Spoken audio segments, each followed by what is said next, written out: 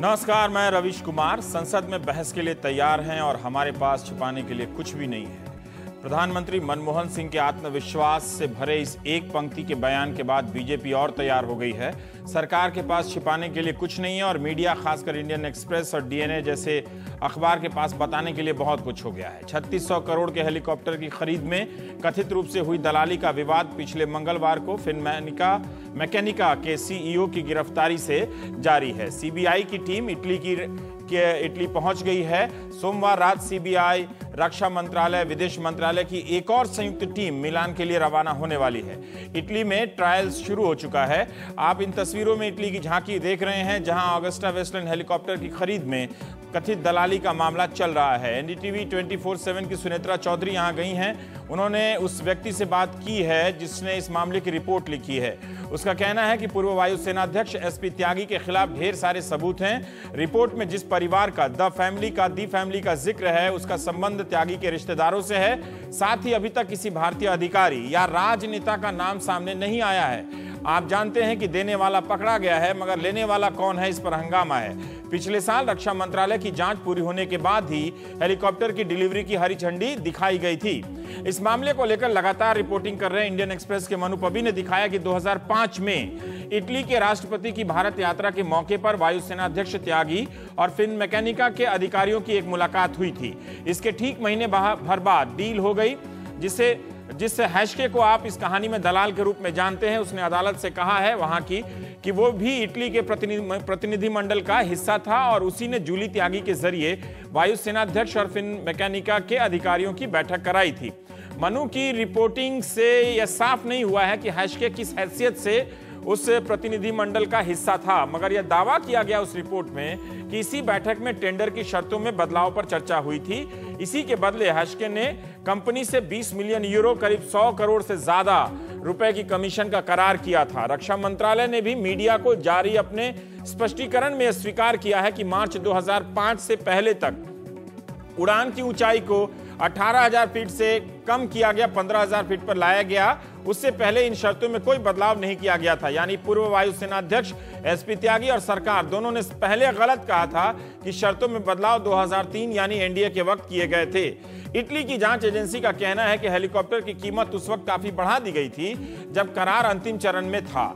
कीमत इसलिए बढ़ाई गई ताकि इसमें कमीशन का हिस्सा एडजस्ट किया जा सके। सरकार का कहना है कि तब रक्षा मंत्रालय और एसपीजी ने कुछ बदलाव सुझाए थे, जिसके लिए अधिक पैसे दिए गए।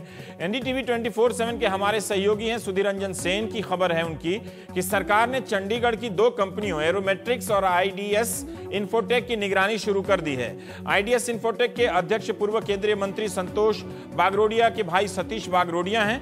कांग्रेस नेता संतोष बागरोडिया का कहना है कि उनके भाई के साथ बंटवारा हो गया है और कोई लेना देना नहीं है। कई खानदान में ऐसा होता भी है और कई खानदान में बंटवारे के बाद एकता भी रहती है। सुधीर रंजन सेन के सूत्रों ने बताया है कि एरोमेट्रिक्स को आईडीएस मॉरिशस से पैसा आ रहा था। 8 करोड़ की एक कुल कंपनी है, लेकिन इसका 10 रुपए का एक शेयर 1000 रुपए की प्रीमियम पर आईडीएस मॉरिशस ने खरीदा, जबकि एरोमेट्रिक्स के पास एक ही कॉन्ट्रैक्ट है ऑगस्टा वेस्टलैंड हेलीकॉप्टर का। हजारों करोड़ की लागत वाली कंपनियों के शेयर भी 1000 रुपए के प्रीमियम पर नहीं बिक पाते हैं, मगर 8 करोड़ की कंपनी का यह जलवा आप समझ सकते हैं। संकेत और शक है कि इसी रूट से हैशके नाम के दलाल को पैसा दिया गया हो और वहां से बट गया।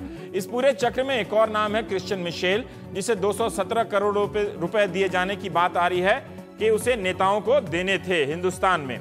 याद रखिए कि किसी नेता का नाम नहीं आया है, इटली के अभियोजन पक्ष ने कहा है। ब्रिटिश एजेंट का नाम आने के बाद सबकी निगाह भारत आए ब्रिटेन के प्रधानमंत्री डेविड कैमरन पर है। डेविड कैमरन ने एनडीटीवी 24/7 के कार्यक्रम वॉक द टॉक में शेखर गुप्ता से कहा है कि ऑगस्टा वेस्टलैंड एक अच्छी कंपनी है जिसकी अपनी साख है। भारत सरकार ने अभी तक उनसे किसी जांच की पेशकश नहीं की है और अगर करेगी तो हम सहयोग करेंगे। आप जानते हैं कि वेस्टलैंड हेलीकॉप्टर का उत्पादन ब्रिटेन में होता है, जबकि कंपनी इटली की है। कैमरन ने यह भी इशारा किया है कि विवादों के बाद भी यह डील जारी रह सकती है। बीजेपी के लिए यह अहम मुद्दा है, तो जाहिर है इस डील की बारीकियों का अध्ययन भी पार्टी ने खूब किया होगा।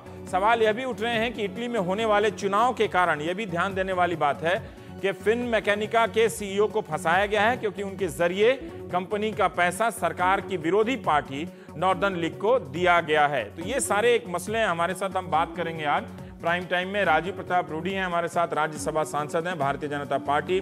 सत्यव्रत चतुर्वेदी जी हैं, राज्यसभा सांसद कांग्रेस के। Air vice marshal retired Kapil काग साहब हैं। मनु पब्बी हैं, रक्षा संवाददाता इंडियन एक्सप्रेस के। और Saikat Datta Delhi bureau chief DNA अखबार के हैं, हमारे साथ हैं। राजीव, आपसे ही मैं जानना चाहता हूं कि प्रधानमंत्री ने कहा है कि उनके पास कुछ भी छिपाने के लिए नहीं है। हम जानना चाहते हैं कि आपके पास और क्या क्या है बताने के लिए, जिससे लगे कि सचमुच आप लोग अब इस बात पर पहुंच गए हैं जहां आप सरकार को राजनीतिक तौर पर घेरने की स्थिति में हैं। रवीश, सबसे अच्छा होता कि अगर देश के प्रधानमंत्री आपने जो पूरा विवरण दिया है, कोई उनको वो पूरा विवरण बता देता, तो शायद मुझे यहां पर हस्तक्षेप करना या मुझे पेशकश करने की आवश्यकता नहीं होती।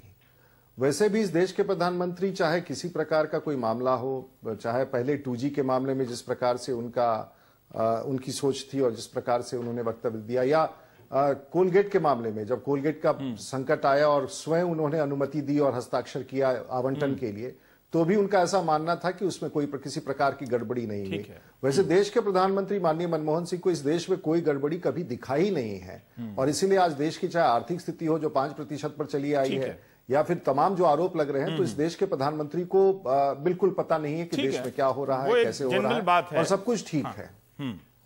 मैं ये जानना, आप खुद पायलट हैं, आप कमर्शियल पायलट हैं, ये भी जानते होंगे कि इस पूरे बाजार में क्या क्या होता होगा। मैं उसको जस्टिफाई करने की बात नहीं कर रहा हूं, लेकिन कई जानकारों ने लिखा है कि दलाली, कमीशन, ये सारी चीजें इसकी एक मान्य प्रक्रिया में हैं। लेकिन हम ये जानना चाहते हैं कि जो प्रोसेस है, कहाँ ये टूटता हुआ नजर आता है जिससे लग रहा है कि यहाँ करप्शन हुआ हो। क्या इस बात में आपको नजर आता है कि जो उसकी क्राइटेरिया में बदलाव किया गया, वो प्रक्रिया एक भ्रष्टाचार तो यूं ही नहीं हो सकता जब तक आप उसमें बदलाव ना करें, बहुत हद तक जाकर किसी को फेवर करने का प्रयास ना करें? देखिए, सब समस्या तब उत्पन्न हुआ कि जब एक सवाल हमारे भारतीय जनता पार्टी के प्रवक्ता प्रकाश जावड़ेकर ने राज्यसभा में किया था, और उन्होंने डिफेंस मिनिस्टर से पूछा, रक्षा मंत्री से पूछा कि आखिर इस ऑगस्टा जो वेस्टलैंड ऑगस्टा जो हेलीकॉप्टर डील है, क्या इसमें किसी प्रकार की गड़बड़ी हुई है? और सरकार ने स्वीकार किया कि हाँ, अंतर्राष्ट्रीय इटली में इस बात की चर्चा है, अखबारों में इस बात की चर्चा है, और वहां के कुछ प्रोसिक्यूटर्स इस बात का अनुसंधान कर रहे हैं। फिर उसके बाद भारत की सरकार ने यह जवाब दिया कि भारत में ना ही MEA के पास इस बात की कोई सूचना है और ना ही डिफेंस मंत्रालय में कोई सूचना है, और इसलिए हम इसमें किसी प्रकार का हस्तक्षेप नहीं कर सकते हैं। तो जो जानकारी दुनिया के बाजार में था, वो भारत की सरकार ने स्वीकार नहीं किया।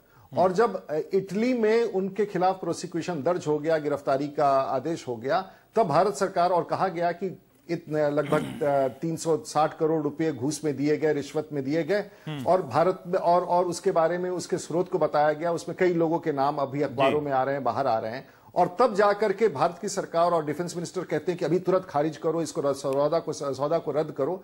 आखिर ये क्या है?